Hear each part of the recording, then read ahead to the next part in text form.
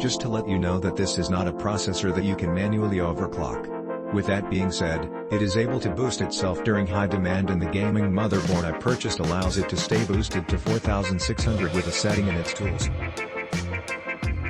This is a great little octo-core processor. You may want to consider waiting for THR 10th Gen to release since it is a hyper-threaded octo-core processor whereas the 9700 is single-threaded octo-core processor.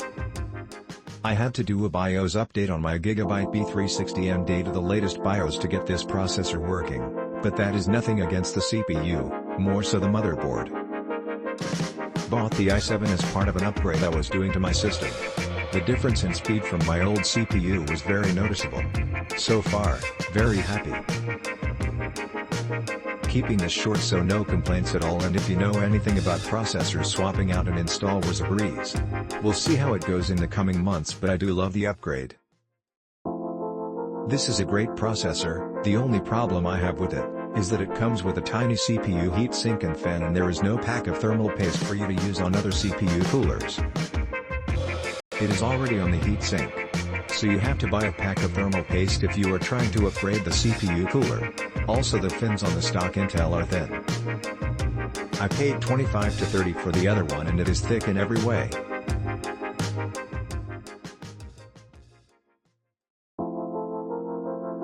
Has been working well with my matchup of i7-9700K, and 32GB RAM at 3200 GHz and Asus 2070 Super. Good processor for gaming.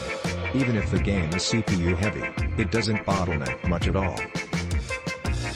I'm excited to push it to the limits of new games, and I feel like I'm only getting started on its capabilities. With the right motherboard, you get a consistent and stable 5.1 GHz from a slight overclock.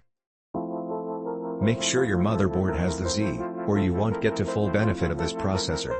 If you do not have a motherboard that does not allow overclock, you are wasting your money. I bought the i7-9700F to upgrade the stock i5-9400F, and I am extremely pleased with the performance bump. You are looking at about 11 to 12 over the i5 across all games that I have tested. Quick note, make sure to upgrade your stock cooling solution with something much better, like the Scythe Big Shuriken 3, or you will be looking at temperatures over 90°C. With the Big Shuriken 3, temperatures rarely go over 70°C, so there is a big difference.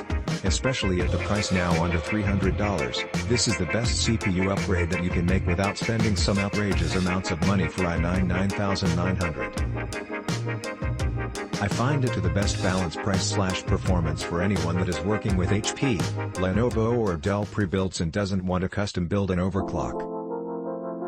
Was a little more expensive, $35, despite the fact that but good.